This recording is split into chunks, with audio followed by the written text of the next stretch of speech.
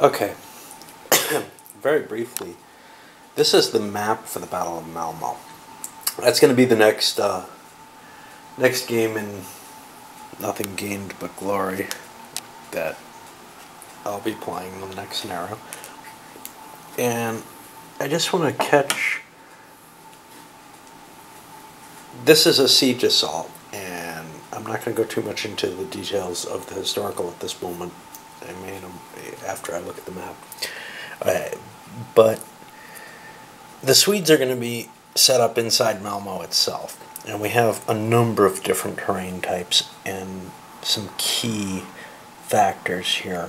So first of all, anything kind of with this dark line and the green double line is considered a fortifications hex. There's also a moat around the city.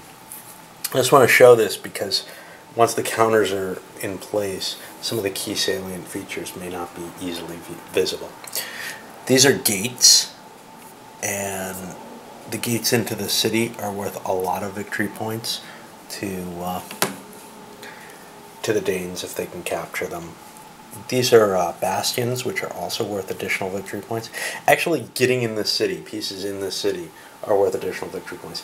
The biggest thing, if the Danes can take this, they own it. This is the heart of the citadel, an old castle, and that is absolutely key. On the other hand, if the Danes never breach the wall at all, never make it into the fortifications, at any point in the game, the Swedes automatically win.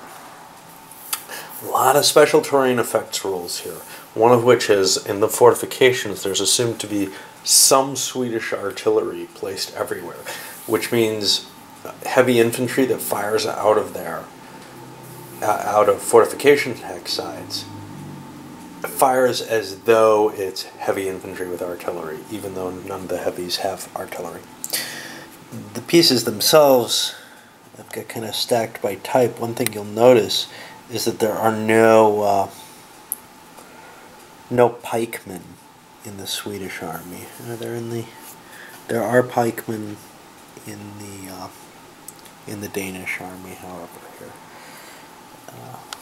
So that's a kind of a different feel from most. The Danes, and I don't have them set up yet, are going to have assault bridges, which is their way of getting across the moat, other than, like, walking into the ravelins here and getting killed.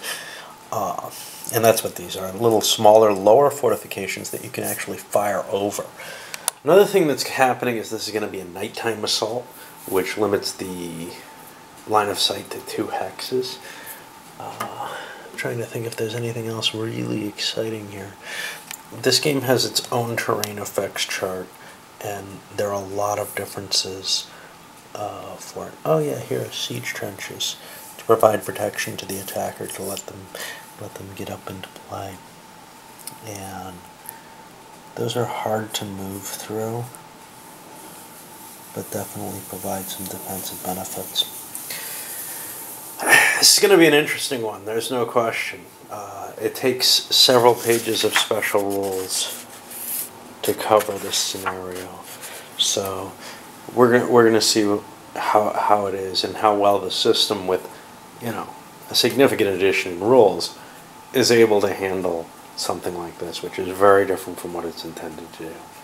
Alright, my battery's dying, so I gotta get this thing charging for it.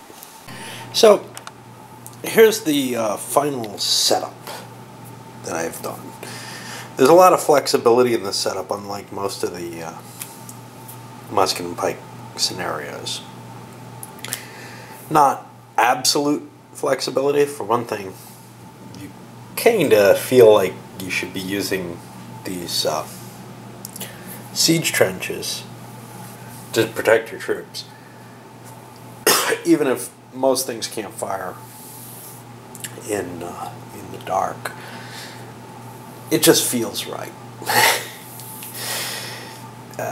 There's some limitations also on the Swedes. They have to very heavily defend the citadel, and that not so much with infantry but with the cannons, and that weakens what they can put along the walls themselves. I don't like leaving guns out because, not that they can be turned against the fortifications or whatever, but the enemy should have to go a little further than just stepping on them to kill them. And anyway, with all the infantry that has to be expended to cover the guns, especially the ones in the front at the citadel, you see a lot there.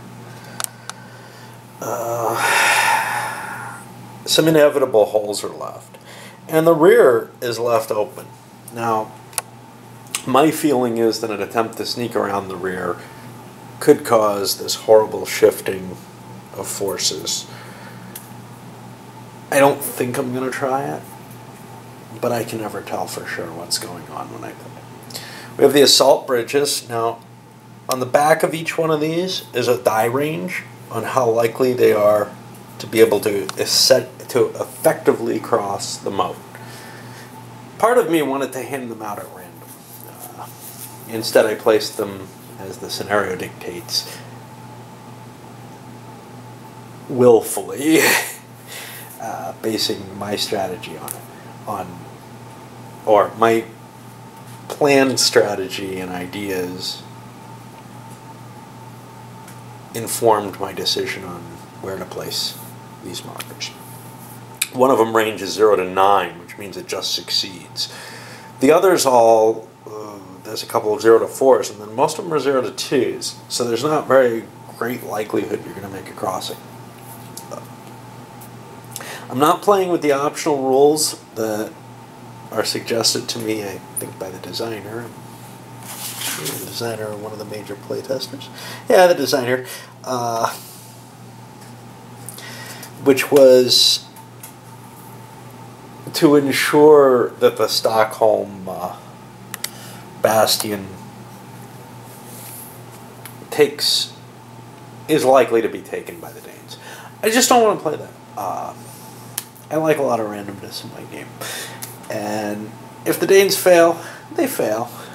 If they succeed somewhere else, that's cool. Alright, so what's the historical situation? Well, the Danes have set down to siege the city. They've only been there for what?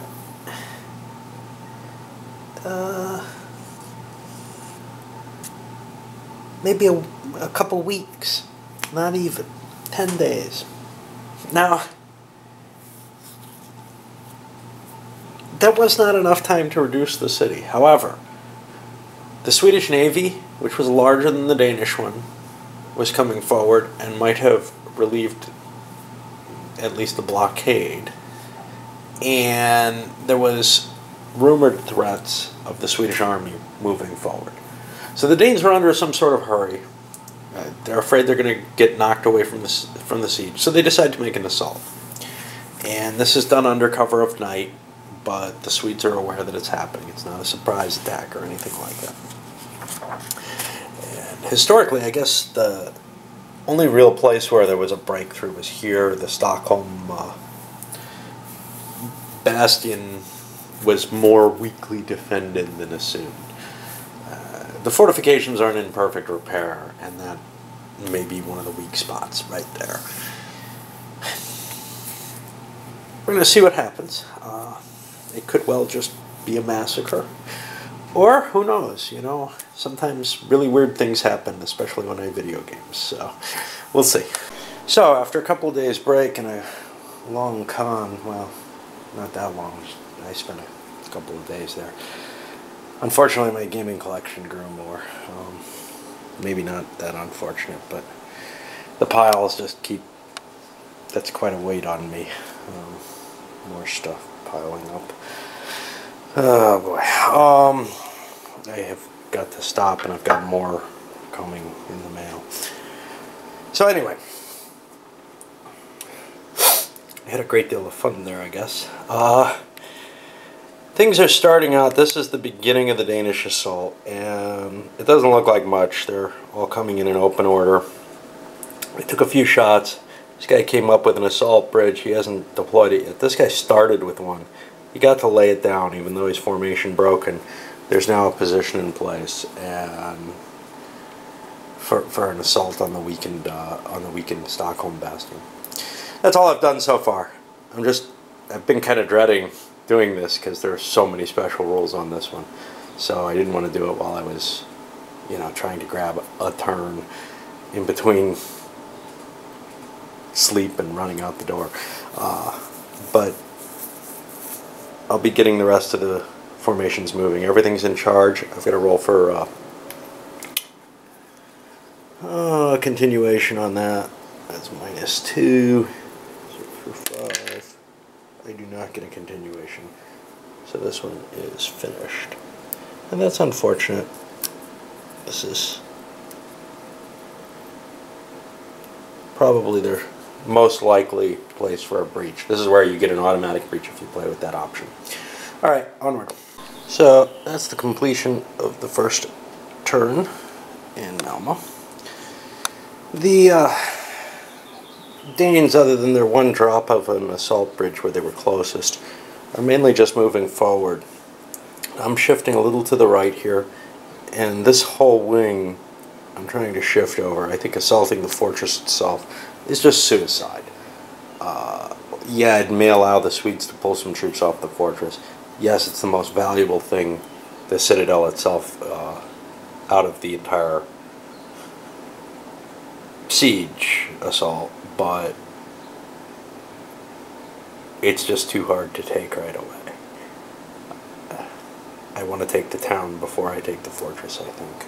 At least see what happens when I breach the town and can take it. I don't see wasting some of my troops on something so impregnable. Okay, so a couple of little notes. Also, the artillery fired. The Swedes fired their artillery, and we're seeing a little bit of effect. Formation shaken unit here. Under here, there's a formation broken unit. This guy, of course, we already hit. So some long-range fire. It's actually targets that the artillery can't even see, but they're firing at targets they can see. They can't just take pot shots into the dark, but as long as there's formations running down the line of fire. So for example, this gun fired, and it fires down this line and hit this guy. Even though he's 4 hexes away, he can't be seen, he still can get hit by those cannons. I mean, the balls don't get disturbed by the dark. There are some penalties on that, though, because the artillery crew can't line up the shots trying to get that kind of advantage. One little note. You'll see I've got everybody, I didn't have them set up this way, but I decided they were all set up this way. You see a lot of units in open order. Here, everyone except this guy's in open order, because he's right there, he can make an attack. Everywhere else, I'm just marking open order for now, along with my command marker, just to indicate everybody's in open order, because I don't want to deal with that many counters on the board. I think I'm going to deal with lots and lots of open order counters on the board eventually, but right now I don't want to. Alright, I'm going to send this one up. Sorry about the huge delay. I know it's a couple days in there, but I think it's better that I didn't start, and I feel fairly comfortable after a quick reread of the rules to continue onward. One note, I don't know if I brought this up, I think it was the game designer or one of the playtesters, brought up that, probably the designer, I shouldn't be doing this the historical way. I think I did mention this. I should use the, I should use the historical option that the stockade bastion just pretty much falls. Because if the Danes get nowhere, I mean, this was the only thing that they got. They broke through here and eventually got repulsed. But if they get nowhere, the game might be a little boring. I don't want to do that. I know that I might present something that's less interesting to you guys. That's not really my concern. I can have fun with something that I'm failing at completely. And I'm willing to see how it goes. Sort of what the perceived chance that this actually succeeded was. I think it's a good option if you're playing it all competitively. I think you want either that option, or you want to play with one of the ahistorical ones, like the engineer was included in the planning and succeeded in draining the moat, along with a few other options in there.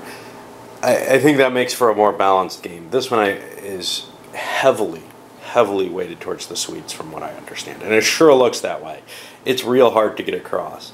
I've played some other siege assault games where if you make an assault too early, and that's what's being done here by the Danes, it's just over. Now we're going to see how tough that Danish army is, and whether or not, you know, a lot of times weird things happen in these vids, right? Alright, I'll load this one up.